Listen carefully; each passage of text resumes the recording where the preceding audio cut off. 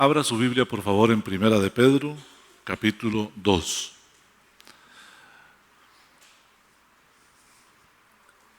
Este texto que vamos a leer hoy es muy interesante. Preste atención porque posiblemente usted lo ha oído por otros hermanos que han predicado de manera muy diferente. Vamos a empezar en el verso 18. Criados, estad sujetos con todo respeto a vuestros amos, no solamente a los buenos y afables, sino también a los que son difíciles de soportar. Hace unas semanas estuvimos estudiando el versículo 13. El versículo 13 del capítulo 12 da inicio a una sección muy larga que nos va a llevar hasta el capítulo 5. Y este versículo 13 tiene 4 palabras al principio que son la base de todo lo que estamos estudiando ahora. Por causa del Señor. Por causa del Señor. Significa que usted y yo somos cristianos y hay un antes y un después de haber conocido a Cristo. Ese antes y después de haber conocido a Cristo es muy evidente. Quiero contarles algo sobre el retiro de ayer. Tuvimos el retiro de los jóvenes, 34 jóvenes tuvimos en el retiro y tuvimos 3 iglesias juntas y en el staff trabajaron 10 personas. Desde la querida hermana Ángela que hizo la comida hasta yo que no hice casi nada, le tocó a todos los demás, pero fue tremendo. Escuche esto. Al final yo dije, quiero testimonios. A ver, voy a hacer una frase y el que quiera la completa. A mí me gustó el retiro porque... Y entonces algunos dijeron, porque es diferente, porque no es como otros retiros que lo ponen a uno a llorar y a cosas raras y repita cosas feas. No, aprendimos. Fue muy especial. Las charlas fueron extraordinarias. Ahora, yo después dije, bueno, entonces ya que dijeron eso, vamos a hacer otra frase. Para mí este retiro fue importante porque, y algunos dijeron algo, pero hubo uno que dijo, yo no puedo explicarlo, pero yo siento que una cosa rara me pasó y que algo me cambió. Él no sabía qué era, es un muchachito, para algunos que están aquí, que estuvieron en el retiro ayer, él vivía en las calles. Y la iglesia, lugar de refugio en Grecia, lo recuperó de las calles. Y tiene 5 semanas de ir a la iglesia, pero ayer él sintió que algo le cambió, que él sintió algo raro que le pasó. ¿Usted sabe qué fue eso? Se llama nuevo nacimiento. Cuando usted pasa de muerte a vida, algo cambia. ¿Algo cambia? Todo cambia. Todo cambia. Por eso es que aquí en el verso 13 dice, por causa del Señor. Y empieza a tratar el tema de la sujeción.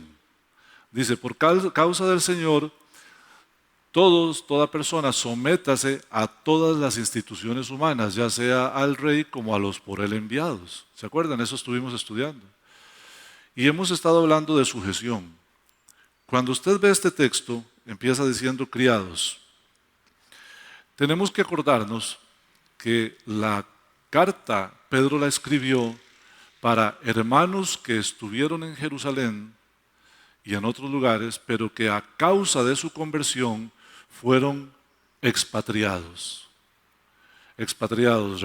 Nos sirvió de ejemplo que Daniel Ortega le quitó la nacionalidad a un buen grupo de nicaragüenses, 300 y más, y los mandó a Estados Unidos y los borró del padrón del registro civil y ya no son nicaragüenses, según don Daniel Ortega. Expatriado significa eso, no tengo patria, me tuve que ir, ya no puedo regresar.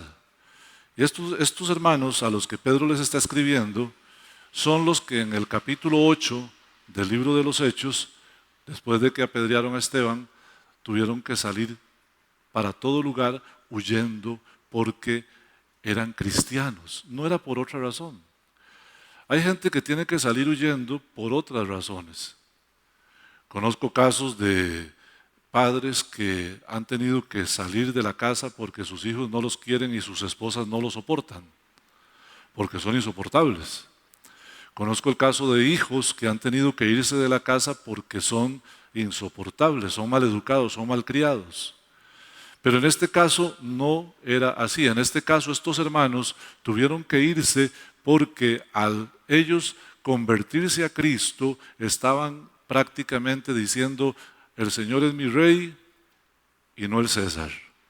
César es César, pero yo soy ciudadano de la patria celestial. Ya no soy más judío, romano, griego, ya no. Ahora soy ciudadano de la patria celestial. Queridos hermanos, eso es lo que pasó con usted y conmigo. El día que usted y yo nos convertimos, nosotros cambiamos de nacionalidad. Ayer lo explicaba Yerlin tan bonito. Debía haber traído una cédula de las que Yerlin regaló ayer. Ya nuestra nacionalidad no es terrenal.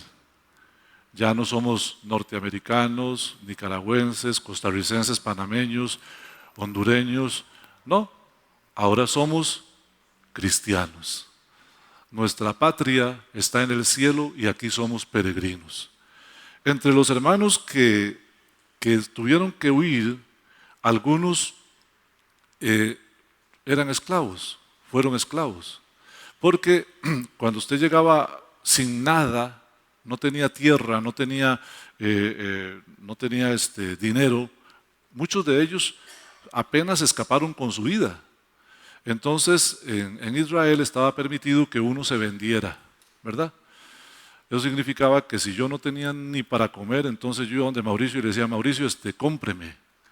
Y entonces Mauricio me compraba por 6 años, yo era esclavo en la casa de Mauricio y me daban la comida y el alguillo para cubrirme, y yo trabajaba día y noche para Mauricio con tal de tener alimento y vestido. En este caso también habían hermanos que cuando el Evangelio llegó a estos lugares donde Pedro predicó, Pedro les escribe a estos hermanos que están en lo que ahora nosotros llamamos Turquía. Usted puede encontrarlo en los primeros versículos donde habla acerca de los lugares donde estos hermanos estaban, que también se mencionan en Hechos capítulo 2. Habían personas que, no siendo judías, escucharon el Evangelio y se convirtieron a Cristo, pero ya eran esclavos. Es interesante, hermanos, cómo el Evangelio es para todos y alcanza a todos, porque todos tendrán que dar cuenta a Dios el día que nos presentemos ante Él. Yo quiero preguntarle: ¿usted conoce a alguien que sea rico? ¿Cuántos conocen a alguien aquí que sea rico? Que ustedes lo conocen, que alguna vez conversaron con él, o que es vecino o algo así. ¿Conocen a alguien que es rico? Sí. Pues fíjese que ese rico es de carne y hueso como usted y yo. Sufre como usted y como yo. Estaba en el hospital cuando un cardiólogo me pidió que oráramos por su hija. Él tiene varios miles de millones de colones. Es un hombre inmensamente rico. Pero su hija tenía leucemia y estaba a punto de morir, y acudió a un cristiano para que ore por su hija, porque él tiene necesidad de que Dios intervenga en su vida. El rico como el pobre tienen necesidad de Dios. Por eso, hermanos, no neguemos el Evangelio a nadie. A cualquiera, sea rico o sea pobre, debemos predicarle. Y eso fue lo que pasó aquí. El Evangelio alcanzó a los ricos y a los pobres. Un rico, uno que tenía esclavos, usted lo encuentra en el Nuevo Testamento llamado Filemón. Filemón tenía un esclavo que se llamaba, ¿alguien sabe cómo se llamaba?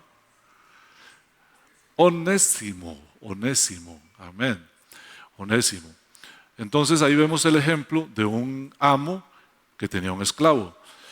Aquí el mensaje del apóstol Pedro sigue la misma línea de sujeción. Quiero explicarles que este pasaje no tiene nada que ver con patronos y empleados. He escuchado a algunos hermanos que lo predican así, que dicen, bueno, esto es así, usted tiene un patrón que es malvado, usted puede y tiene que soportarlo y todo, y no sé qué. No, aquí no está hablando de eso. Aquí está hablando de criados que eran esclavos y de amos. Usted puede verlo ahí, la palabra dice criados, a ellos se refiere. Estad sujetos con todo respeto a vuestros amos. Aquí lo que podemos rescatar es que estos hermanos que eran siervos, que eran esclavos en una casa, empezaron a padecer, pero no por portarse mal, no porque ellos no querían hacer lo que se les mandaba. Empezaron a sufrir porque eran cristianos. Y lo vamos a ver en el texto lo dice claramente. Pero de primera entrada, la parte que me interesa en este versículo es, hermanos, aquí hay varias cosas que todos debemos poner en práctica. Primero, el principio de la sujeción. El principio de la sujeción es bíblico. ¿Cuántos sabían que el principio de la sujeción es bíblico? Primera de Corintios 11 dice que Dios es cabeza de Cristo y Cristo es cabeza del hombre y el hombre es cabeza de la mujer. Principio de sujeción. Cristo se sujeta al Padre, el hombre debe sujetarse a Cristo y la mujer debe sujetarse al hombre. Y los hijos deben sujetarse a los padres. El principio de sujeción está aquí y está por toda la Biblia, pero note esto. Dice que deben estar sujetos con todo respeto. Aquí está el principio del respeto. Porque a veces hay sujeción que no es respetuosa. Un querido hermano, hablando con otro hermano, amigo mío, le dijo, hermano, ¿cómo se siente usted en la iglesia bíblica? Dice, bueno, ahí voy. Me cuesta acomodarme al pastor Oldemar, viera lo que me cuesta. Pero ahí voy, yo me sujeto. No, hermano, la sujeción debe ser con respeto. Y el respeto es, si Dios puso a una persona en autoridad sobre mí, aunque yo crea que soy mejor que esa persona, no puedo pensar que Dios se equivocó. ¿Vio? Que Dios se equivocó. Un pastor amado me decía que para él era muy triste porque había un hermano en la iglesia que tenía unos enormes títulos, ¿verdad?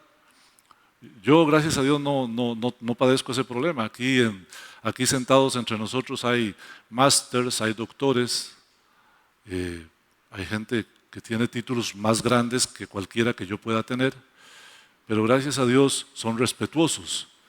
Pero este hermano me decía que este caballero que era anciano, era uno de los ancianos, tenía unos enormes títulos y como él era un hombre sencillo, apenas con bachillerato del colegio, este hermano lo apabullaba, lo maltrataba y le faltaba el respeto. Hermanos, escuchen esto. Al que Dios puso en autoridad, lo puso Dios. Lo leímos en Romanos capítulo 13, verso 1 en adelante. Y lo leímos también en Primera de Pedro 2, del 13 al 17. Las autoridades que hay son puestas por Dios. Las puso Dios. ¿Qué va a hacer usted? Entonces uno con humildad debe aceptar que si Dios puso a una persona en autoridad, uno debe sujetarse, pero con respeto. Con respeto. ¿Y sabe dónde empieza el respeto? En la valoración, en la estima. Yo respeto a Mario, Porque lo aprecio, porque lo valoro, porque para mí tiene un valor especial, ¿cierto? Respeto a Olman, ¿por qué? Porque lo valoro, porque lo respeto. Y ellos pueden decirles, cuando yo les hablo con respeto, con cariño. Este tema del respeto está aquí porque algunos hermanos cristianos que se habían convertido, como sus amos no eran amables, a veces contestaban, eran respondones, eran faltos de respeto. Y aquí dice, estad sujetos con todo respeto a vuestros amos. Y note, no solo a los que son buenos y afables. Cuando usted piensa en afable, piense en un viejito, ¿verdad? Así dulce, tierno, que es muy dulce, muy lindo y se porta bien. Y toda la vida se portó bien. Hay gente que es así, pero dice, no, aquí también dice a los difíciles de soportar. Sin que nadie diga amén, porque no es la idea. Ajá. Algunas veces yo soy difícil de soportar. Como 4 querían decir amén. Nadie diga amén. Tita tampoco, amor. Usted. Tita, no diga nada, amor. Hermanos, todos, usted también, a veces somos un poquitico insoportables. Y la Biblia dice, si es autoridad, sujétese con respeto, aunque sea difícil de soportar. Aquí están los principios, sujeción y respeto. Eso no es otra cosa que lo que está diciendo. Se lo está diciendo a los criados. Hago la aclaración de que no es empleado y patrono porque, note, si usted tiene un patrón malcriado, usted no tiene por qué soportarlo. Usted renuncia y se va para otro trabajo. Eso es lo que yo haría, ¿cierto? Yo recuerdo que un jefe, yo trabajaba para el Banco Popular y en la entrada, ahí en el primer piso del edificio metropolitano, había una recepción. Yo iba pasando y el hombre algo no le gustó, estaba enojado con alguien y cuando yo iba pasando como a unos metros me gritó, Waldemar, venga. Ya yo me arrimé y empezó a gritarme enfrente de todos. Los empleados que estaban por ahí, los clientes que vean por ahí, y cuando él terminó de gritar, yo le puse la mano así y le dije, voy a ir a personal a ponerte una denuncia porque me gritaste. Me subí al ascensor y me fui. Y él llegó por las gradas, subió desde el primer piso hasta el 6º piso, que era personal, y yo me lo encontré en el pasillo. No, por favor no, dice, si usted me pone una denuncia y se me van a despedir. Y le digo yo, es la última vez que usted me grita. La próxima vez ni siquiera le digo, voy y le pongo la denuncia. Y di media vuelta y me fui. Nunca más me volvió a gritar. ¿Dónde está la diferencia? El criado era esclavo, el amo era dueño. El patrón no es tu dueño. Vos no sos esclavo. Y si confías en Dios y alguien te maltrata, puedes decir, muchas gracias, ya me voy. ¿Qué va a hacer usted si usted no tiene ni dónde caer muerto? No se preocupe, yo soy hijo de Dios, Él sabrá qué hacer conmigo. Porque hay una cosa que se llama dignidad y usted no tiene por qué negociar su dignidad. Aquí estaba hablando a criados que no tenían otra opción. Entonces Él les dice, sean respetuosos y castos, pero hay gente, hermanos, en el mundo que usted mejor se aparta de ellos. Y si usted quiere saber quiénes son, tome nota. Segunda de Timoteo, capítulo 3, de los versos 1 al 6. Debe saber también, Timoteo, que en los postreros tiempos habrá gente, dueños, hombres, amadores de sí mismos, intemperantes, desobedientes a los padres, contumaces, truhanes, y dice todas las cosas que son. Y al final dice, a estos evita. ¿Ve? Usted no tiene por qué quedarse, porque usted no es esclavo. Por eso es que este texto no aplica para patronos y empleados. No. Téngalo por seguro que Dios puede darte otro trabajo y Dios puede prosperarte, porque si Él alimenta a los lirios del campo y a las aves de los cielos, también cuidará de ti. ¿Cuántos dan gloria a Dios por eso? ¿Cuántos creen que Dios puede proveernos a pesar de que no tengamos nada? Él es Dios. Él lo ha hecho. ¿Va a cambiar Dios ahora? ¿Por qué? ¿Por qué pensar que Dios va a cambiar ahora? No, Él nunca, nunca, nunca, nunca cambia. Vea conmigo el verso 19. Cuando usted se sujeta con respeto a la autoridad, dice que esto merece aprobación, porque esto ciertamente merece aprobación. Pero merece aprobación si usted sufre de la manera que tiene que sufrir. Aquí va el otro principio. Algunos de estos muchachos que eran esclavos sufrían, pero no por Cristo, sino por malcriados, ¿verdad? Sino por maleducados.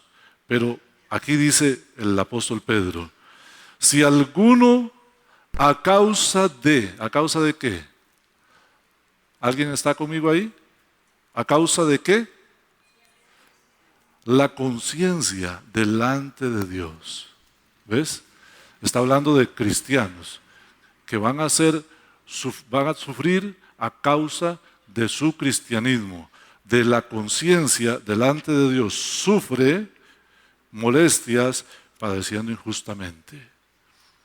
Merece aprobación de Dios si usted sufre molestias padeciendo injustamente a causa de la conciencia delante de Dios. Es decir, si usted por ser cristiano sufre, entonces usted está bien, pero solo por ser cristiano. Me acuerdo de Daniel.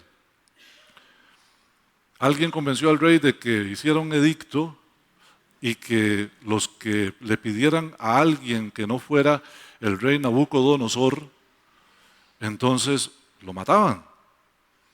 Y Daniel, en lugar de esconderse, ¿alguien sabe qué hizo?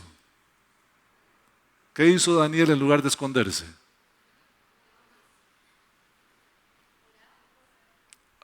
Sí oraba, pero hizo algo más, hizo algo antes de orar.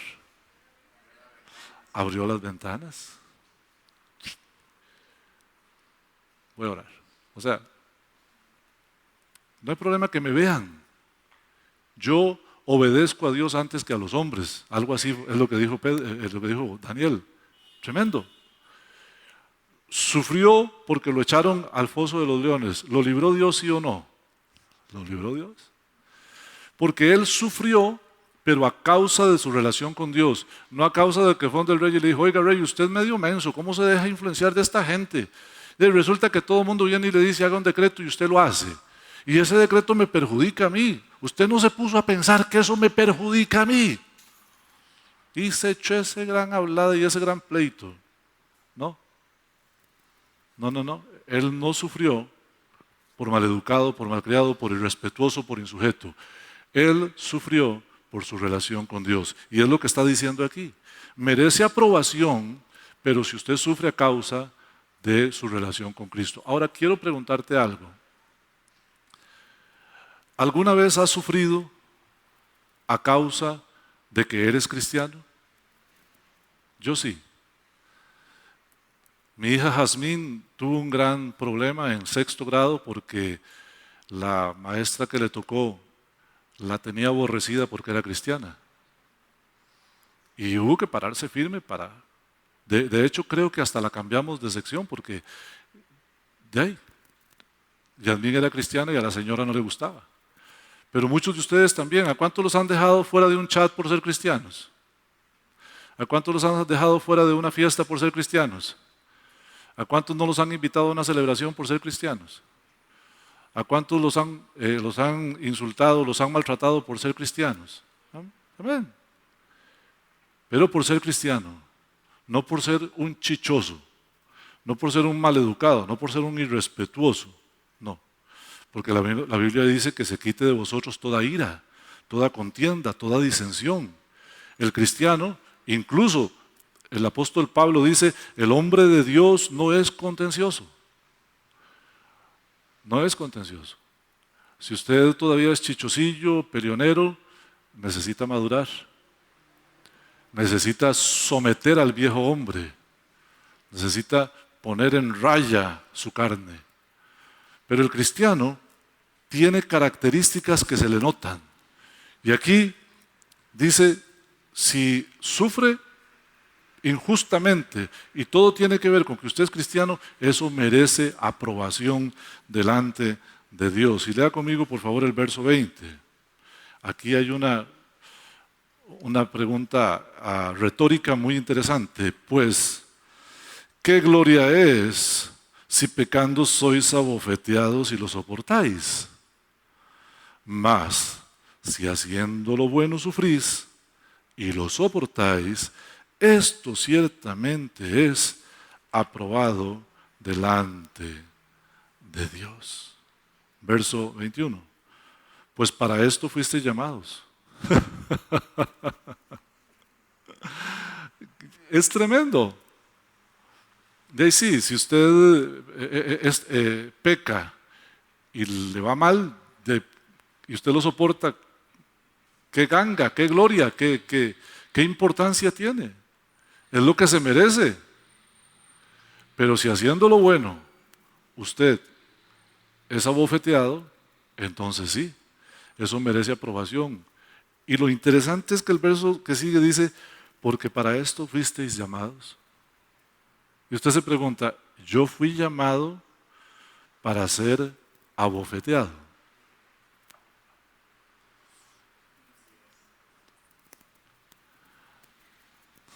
¿Usted qué piensa? ¿Usted fue llamado para ser abofeteado? No, usted fue llamado para dar testimonio. Y puede que por dar testimonio como cristiano sea abofeteado. Me contaba alguien de la comisión de evangelismo que salieron a evangelizar el domingo, el primer domingo de este mes, y que salió una persona y cuando le empezaron a hablar de cuál era el tema de la predicación, la persona, desde que empezaron a hablar les hizo así. Pero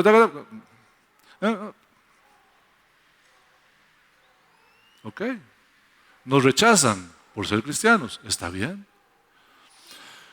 Usted es un cristiano, usted me cae mal, es mal. A mí una vez un hombre en el trabajo me dijo que yo le caía mal por ser cristiano a grito ahí en el lugar donde tomábamos café. No importa. Si es por ser cristiano, lo sufro y con gusto. ¿Cuántos sufrirían por Cristo y con gusto? Los demás, tranquilos. ¿Quién sabe? Pero piénselo. Piénselo, usted está en el camino. Lo que está diciendo aquí no es que usted fue llamado para que lo abofeteen. Lo que está diciendo aquí es, ustedes fueron llamados y ustedes los que son llamados, ustedes los que son cristianos, ustedes los que aman a Dios, se exponen al vituperio.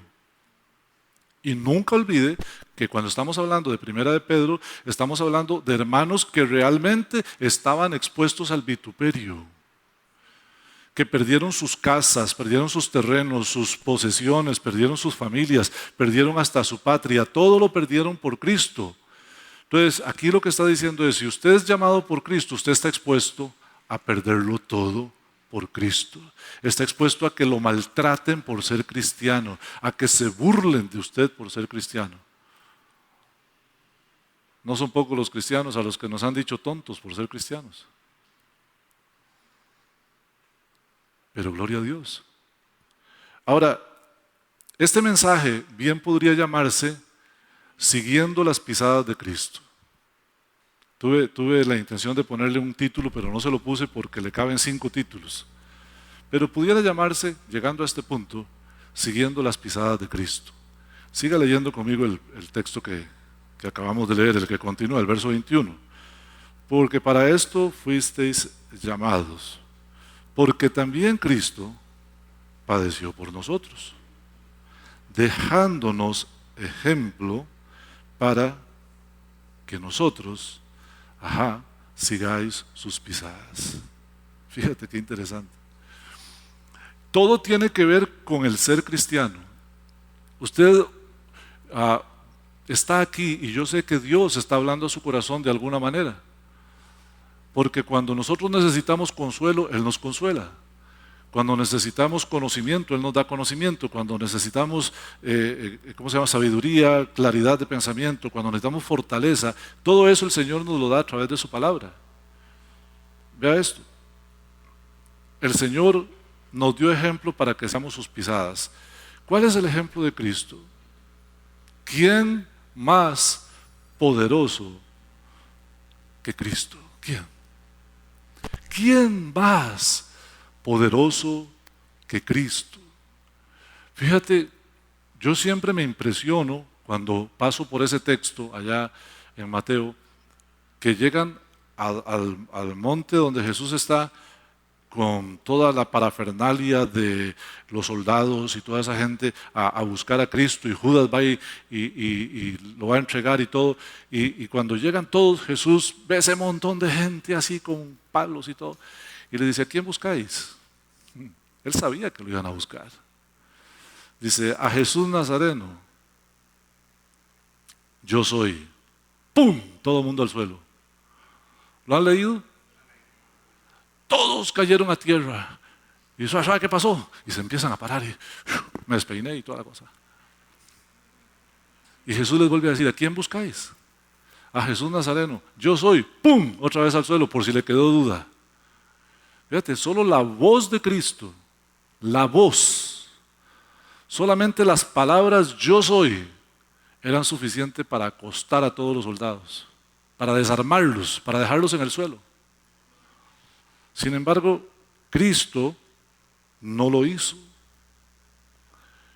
Usted, por ser cristiano, va a sufrir y puede defenderse, pero no es exactamente lo que Dios quiere. Porque el hombre de Dios no es contencioso. Pablo dice: ¿por qué mejor no sufrir la afrenta? Si eres cristiano y te maltratan por ser cristiano, sufrir la afrenta.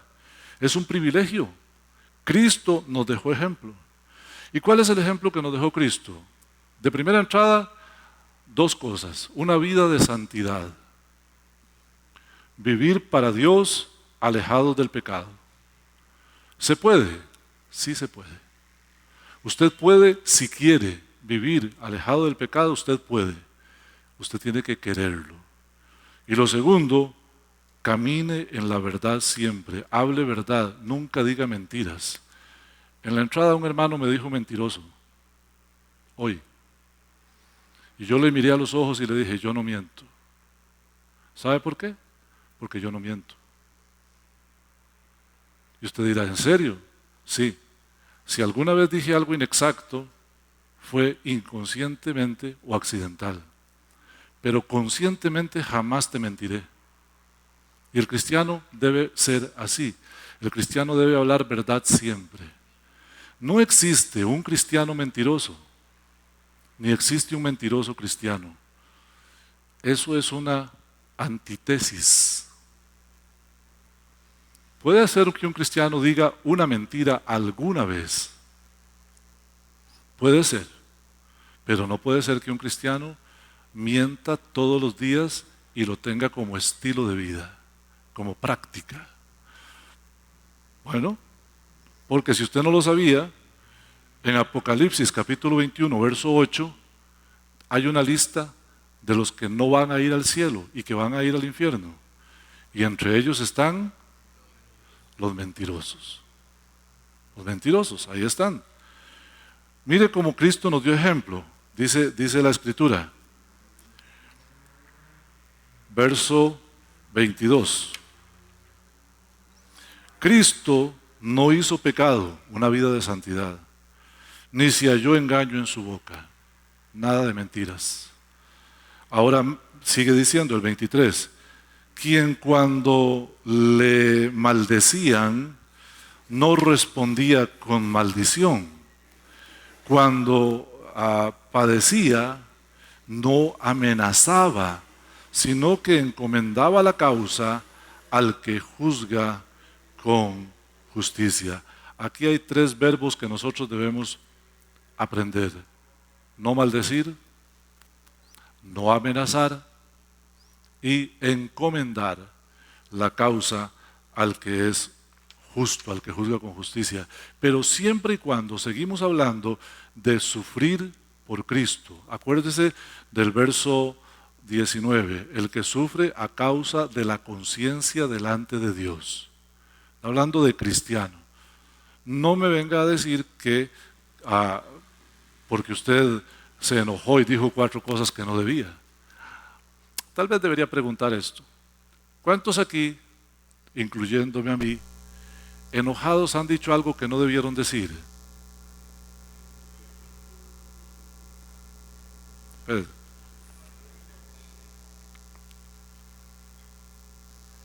Y si le llueve, bien ganado se lo tiene. Y no diga que está sufriendo por Cristo. Aquí estamos hablando de que si a usted lo maldicen por ser cristiano, estamos hablando de que estos criados tenían amos que no siendo cristianos, los veían orando y le decía, ¿por qué oras a tu Dios? Si ahí está Astoret o está Dagón, cualquiera que usted quiera. No sé, se me olvidan los bichillos esos. ¿Por qué oras a Dios? Levántate de ahí. Tal vez le dan una patada. Usted dirá, ¿será posible? Aquí había una hermana que su hijo está hoy aquí, que me cuenta que cuando ella venía de niña a esta iglesia, a la escuela dominical, se arrodillaban a orar ella y el papá la traía, y la mamá entraba por esa puerta, la agarraba del pelo y la arrastraba y se la llevaba. Imagínense eso en el siglo XX. Ahora, en el tiempo pasado, los amos que eran idólatras, ¿cómo veían a los cristianos que oraban a su Dios? Los maltrataban. Entonces, de eso es lo que está hablando. Está hablando de que cuando te maldicen por ser cristiano, no respondas. Ahora, si te maldicen porque les da la gana, no respondas tampoco. Déjale la causa a quién. Que es justo. Dios juzga con justicia. Dios juzga con justicia. Dios sabe cuando alguien te llama mentiroso lo que va a hacer con esa persona. ¿Sí? A mí me da santo temor, porque he notado que cuando alguien viene en contra mía y se ensaña conmigo, aunque yo no haga nada, Dios hace. Y a veces, queridos hermanos, yo he orado para que no le pase nada a esa persona, y le pasa. Recuerdo una vez una hermana que en una reunión de junta directiva me gritó. Yo soy bueno para que me griten, todo el mundo me grita. Sí, esa hermana me gritó y me dijo muchas cosas muy feas. Yo estaba muy joven, yo vine a ser pastor aquí a los 29 años. Y ahí en ese momento tenía como 31. Era un muchacho, pero siempre he tenido el mismo temperamento, gracias a Dios. Yo me quedé callado y no dije nada, pero yo sabía lo que iba a pasar. Entonces yo, cuando se fueron de la reunión, yo me quedé orando y llorando. Lloraba por el maltrato y oraba porque sabía lo que venía. Yo le dije al Señor, Señor, no se lo tomes en cuenta.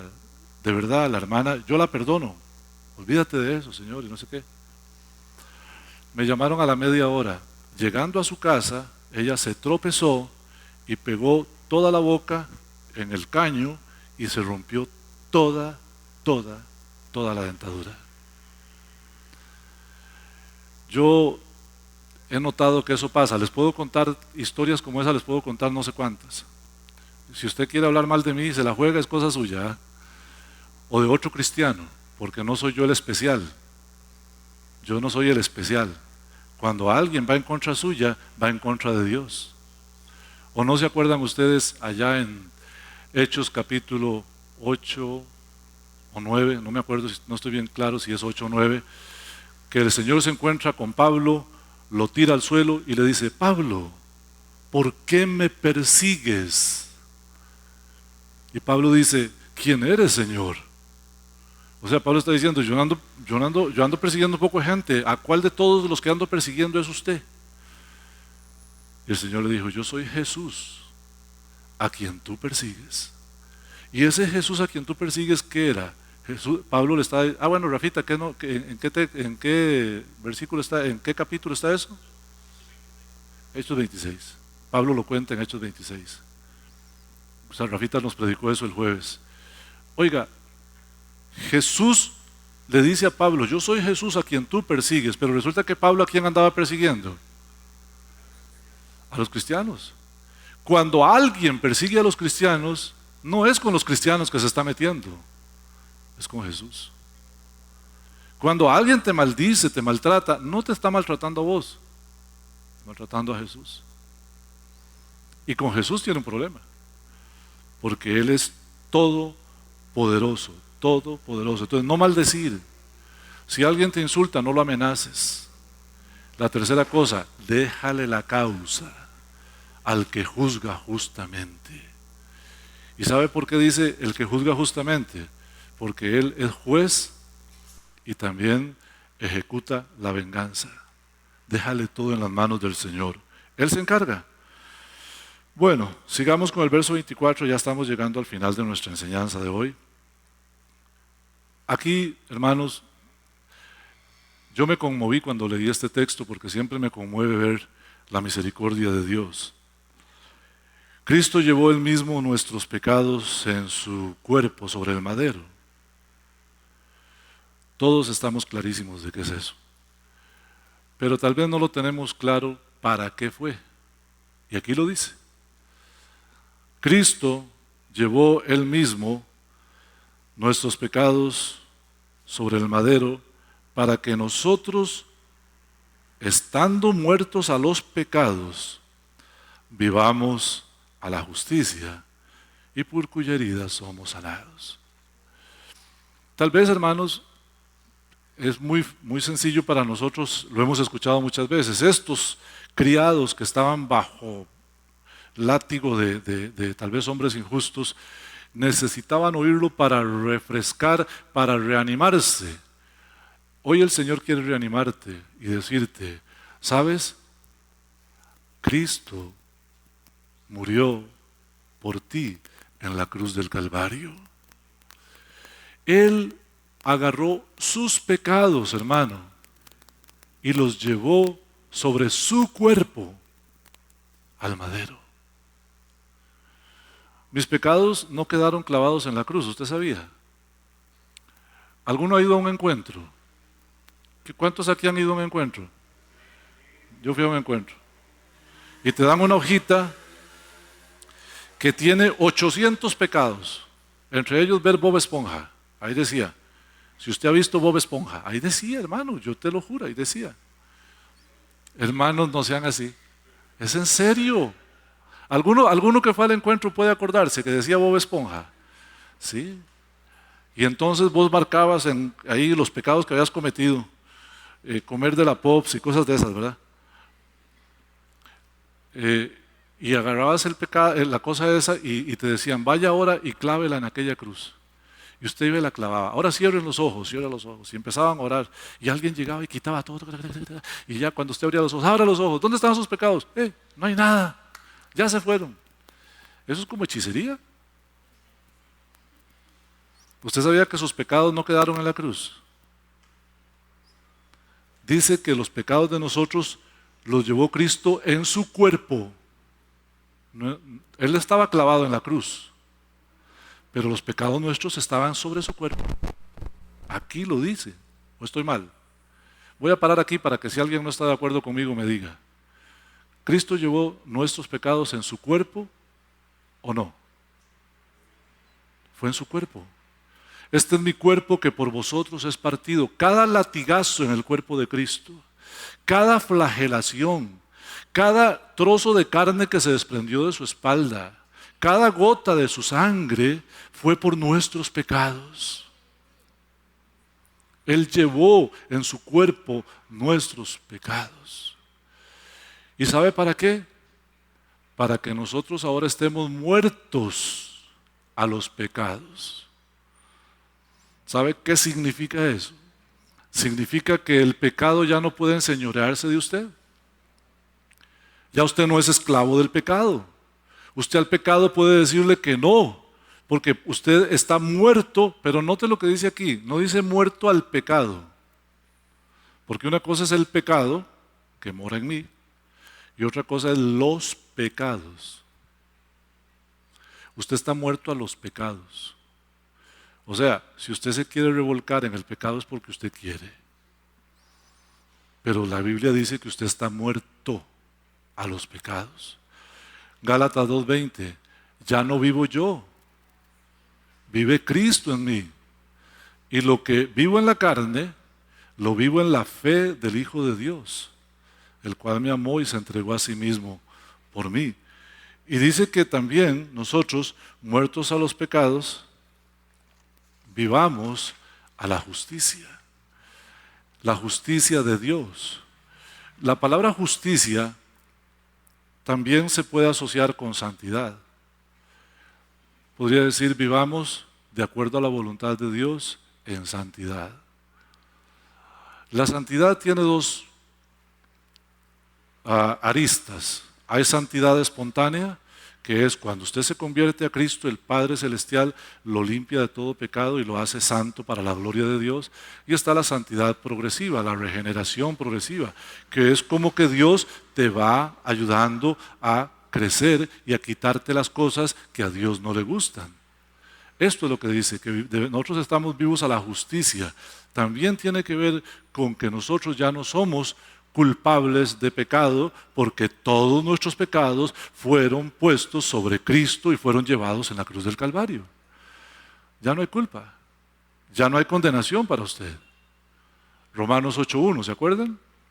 Ninguna condenación hay para los que están en Cristo. Estar en Cristo significa haber nacido de nuevo. Vamos concluyendo, vamos a terminar en el versículo 25, que es nuestro final de hoy. Porque vosotros erais como ovejas descarriadas, pero ahora habéis vuelto al pastor y obispo de vuestras almas. Este texto tiene mucho que decir. Interesante que hace una comparación con las ovejas descarriadas. Jesús dijo, yo no fui enviado sino a las ovejas descarriadas de Israel. Y en el capítulo 1, el versículo 1 y 2, vimos cómo estaba hablando de los expatriados. Pero en lo que Pedro, que es el apóstol a la circuncisión, a los israelitas, escribe esta carta, no puede evitar hablarle a los que no eran judíos y que se habían convertido. Por eso mete la palabra como, erais como. Porque si él solo hubiera dicho, porque vosotros erais ovejas descarriadas, hubiera sido solo para los judíos. Pero cuando él dice, vosotros erais como, está haciendo una comparación, ovejas descarriadas, lo que está diciendo es, ustedes andaban, como dijo Pablo, sin Dios y sin ley en el mundo. Eso es lo que éramos sin Cristo, hermano. ¿Cuántos dan gloria a Dios? Qué lindo es saber que lo que éramos ahora ya no lo somos. Nosotros estábamos sin Dios en el mundo. ¿Cuántos estuvieron aquí algún día sin Dios en el mundo? Vivieron alejados de Dios y de la bendición de ser hijos de Dios, ¿verdad? Ahora usted es un hijo de Dios. Antes era una ovejita descarriada, como una ovejita descarriada. Pero ahora habéis vuelto al pastor, el pastor de vuestras almas. Pero no solamente el pastor, el obispo. ¿Qué significa el obispo? ¿Por qué mete aquí el obispo? El obispo de Canterbury. No, ¿por qué metió aquí al obispo? La palabra obispo significa sobreveedor. ¿Cuántos alguna vez han tenido en su trabajo un supervisor? Es un supervisor. Super significa por encima, visor que ve desde arriba, supervisor. Es una persona que está viendo lo que hacemos. Entonces aquí podríamos decir, Él es pastor de nuestras almas, Él nos cuida, pero también supervisa lo que hacemos. Él está viendo lo que hacemos. Y lo que empezamos diciendo en este texto fue que el tema desde el versículo 13 es sujeción.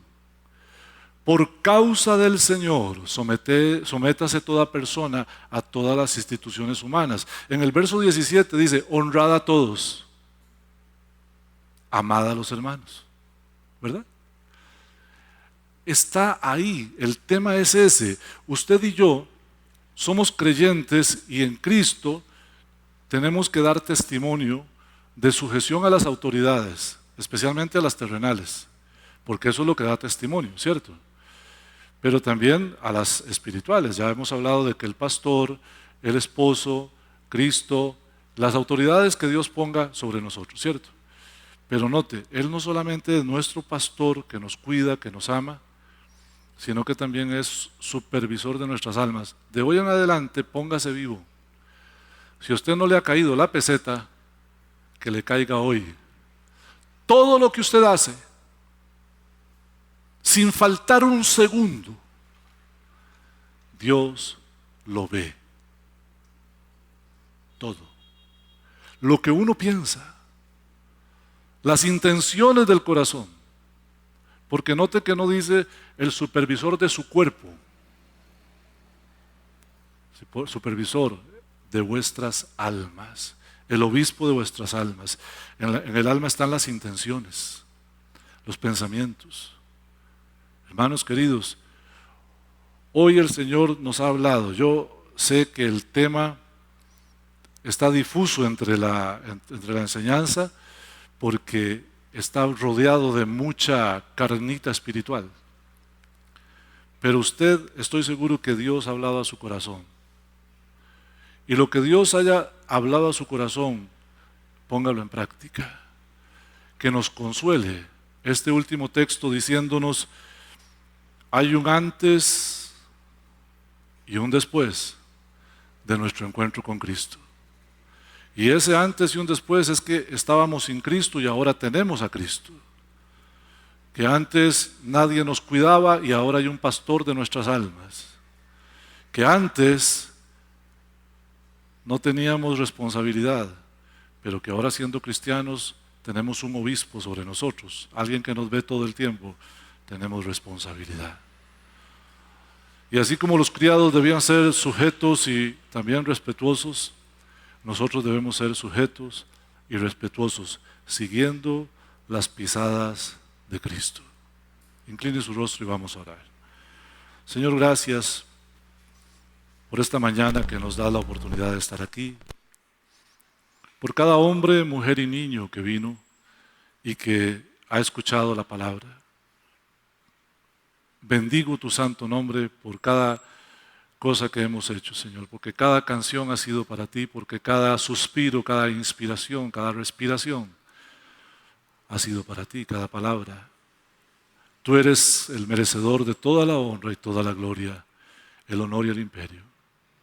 Ayúdanos, Señor, para que tu palabra siga permeando en nuestros corazones y hagamos tu voluntad y seamos representantes eficaces del cuerpo de Cristo, del reino de los cielos y de tu presencia en la tierra.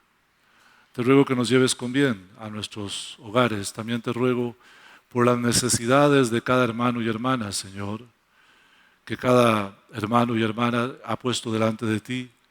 Yo me alineo, Señor, con tu siervo y sierva para rogar por sus peticiones y que tú, Señor, las concedas según tu voluntad.